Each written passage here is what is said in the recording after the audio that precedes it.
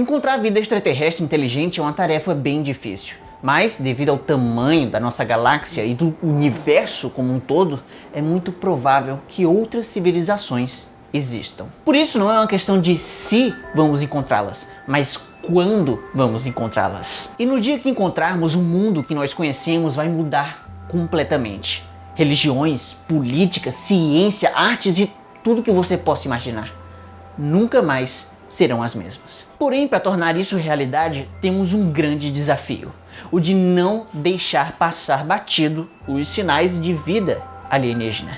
Porque é possível a gente receber um sinal de comunicação deles e acabar não percebendo. Eles podem ter, por exemplo, uma tecnologia de comunicação totalmente diferente da nossa. E talvez agora, nesse exato momento, estejamos sendo bombardeados de várias mensagens deles e não podemos simplesmente captar porque não temos equipamentos adequados. Esse é realmente um empecilho grande e não podemos fazer muito a respeito. Não importa o quanto a gente avance, sempre vai ter espaço para uma tecnologia de outro mundo que está muito além da nossa imaginação.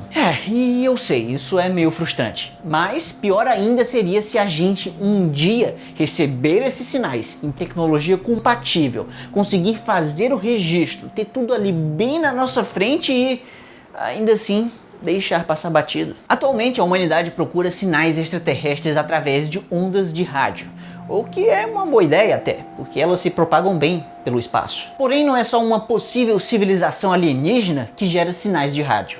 Existem diversos fenômenos naturais que também fazem o mesmo.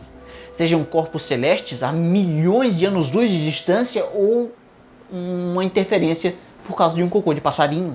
Agora, a grande questão é: como saber o que são sinais de comunicação alienígena e o que não são? Bom, para começo de conversa, nós não podemos deixar a nossa intuição humana responder isso, porque todos nós temos vieses. Às vezes, a gente quer tanto ver uma coisa que o nosso cérebro acaba nos enganando. Não é à toa que pessoas já disseram ter visto um rosto humano nessa foto oficial da superfície de Marte tirada pela NASA. E não, isso não é um sinal de uma civilização marciana. É apenas o nosso cérebro fazendo o que ele sabe fazer de melhor: encontrar padrões. Nem que ele tenha que inventar algumas coisas, o que pode acabar gerando um falso positivo. Ou talvez uma língua de outra civilização seja completamente diferente do que nós conhecemos, o que poderia gerar um falso negativo. Ou seja, precisamos de critérios objetivos para retirar o fator humano e para identificar a essência universal da comunicação. Bom, e numa comunicação temos um emissor, um receptor e uma mensagem. Porém, mesmo que esses três elementos estejam presentes, pode ser que a comunicação não aconteça, como é o caso de porque afinal de contas, para que aconteça a comunicação, é fundamental que o receptor compreenda a mensagem. Por isso que ela não pode ser um mero amontoado de informação aleatória, como é o que os bebês falam. Quando somos bebês e estamos aprendendo a falar, só conseguimos balbuciar uns sons aleatórios. E a chance de falar qualquer um, em qualquer momento, é basicamente a mesma. Inclusive, se a gente organizar num gráfico os sinais emitidos por um bebê, por ordem do mais frequente para o menos frequente, podemos ver que a diferença entre os extremos não é tanta. A reta do gráfico tem apenas uma leve inclinação. Porém, quando vamos crescendo, aprendemos coisas muito importantes, como a sintaxe do português, ou seja, o seu conjunto de regras. O que gera um gráfico de frequência com uma reta muito mais inclinada, mais ou menos 45 graus, para ser mais exato. E nós não sabemos explicar muito bem o porquê disso, mas essa é a lei de Zipf. E isso não acontece somente com o português, mas com qualquer outra língua humana, até mesmo as que já estão extintas. Mas isso só nos conta sobre sinais ou palavras individuais isoladas, e não sobre a relação que elas têm entre si, definida pelas regras da sintaxe. E para analisar dessa maneira mais profunda, precisamos olhar para a imprevisibilidade dos sinais. Se um bebê fala isso não vai ajudar muito a gente identificar o que ele está prestes a falar em seguida. Nessa situação, a imprevisibilidade de sinais sonoros é altíssima. Um som não tem muita conexão com o anterior ou o seguinte. Mas quando crescemos, a imprevisibilidade diminui e as pessoas podem adivinhar melhor quais vão ser os nossos sinais seguintes. Por exemplo, se você tentar adivinhar uma frase minha, a primeira palavra vai ser quase impossível de acertar, porque pode ser basicamente qualquer coisa. Mas se eu falar que a primeira é o artigo a, então a minha liberdade de escolha para a segunda palavra diminui. Eu não posso simplesmente jogar um verbo agora. Preciso respeitar as regras da sintaxe. E depois de um artigo, normalmente se espera um substantivo, que pode ser terra. E depois, para a terceira palavra, fica ainda mais fácil de adivinhar. As escolhas ficam mais restritas. E assim por diante. Isso nos leva a um outro gráfico, que nos mostra que a imprevisibilidade das palavras diminui de acordo com a ordem da posição que elas se encontram numa frase. Mas, se forem sinais aleatórios, eles tendem a criar uma reta sem inclinação. O que, de novo, é um gráfico encontrado em todas as línguas humanas, fruto das regras da sintaxe. Mas será que isso não é apenas uma coisa da gente, da nossa natureza humana? Será que a sintaxe está realmente presente em línguas no geral, incluindo a de outros planetas? Uma maneira de testar isso é encontrar um idioma que surgiu de forma completamente independente dos nossos.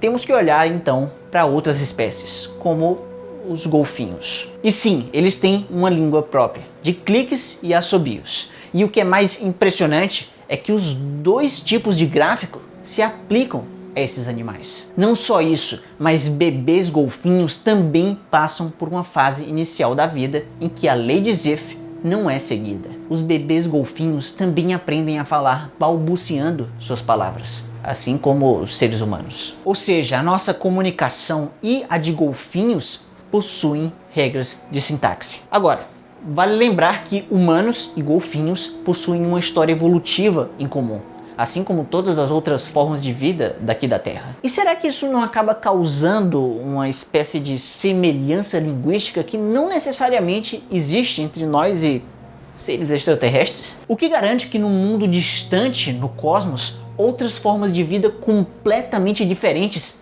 também vão ter uma sintaxe que nem a gente? Bom, de fato, uma inteligência extraterrestre pode ser muito exótica, mas de uma coisa nós temos certeza: ela passou pelo exato mesmo processo que nós e toda a vida pelo universo passou: a evolução. Durante o curso evolutivo de uma espécie, as formas de comunicação que sobreviveram à prova do tempo foram justamente as mais eficazes. E eficácia, nesse caso, é fazer uma mensagem ser compreendida por um receptor. Para visualizar isso, imagine uma seguinte situação de vida ou morte. Um indivíduo fala algo essencial para a sobrevivência do seu companheiro, mas ocorre uma interferência externa, talvez um trovão. Cuidado com o que vai transmitir! Como você pode perceber, uma parte da mensagem foi perdida, mas no nosso caso humano, nós conseguimos entender, porque a nossa língua possui sintaxe. Ela ajuda o receptor a recuperar erros e falhas, o que ajuda a compreender a mensagem e concretizar uma comunicação. Nesse caso, o receptor tem uma maior chance de sobreviver. Mas se for uma língua sem sintaxe, basta que uma pequena fração da mensagem seja perdida, para que tudo se torne incompreensível pelo receptor, o que nesse caso não haverá comunicação, e o receptor terá uma menor chance de sobreviver. Ou seja, graças à sintaxe, algumas palavras ou pedaços de palavras perdidas podem acabar sendo recuperadas, graças ao contexto de uma frase. E o mesmo vale para o meio escrito. Um erro de digitação também pode ser contornado. Ou mesmo que não exista erro nenhum e você está apenas lendo ou ouvindo um idioma que não tem tanta familiaridade assim, que você só sabe apenas algumas palavras aqui e outra acolá. E ainda assim você pode ser capaz de compreender a mensagem apenas com o contexto.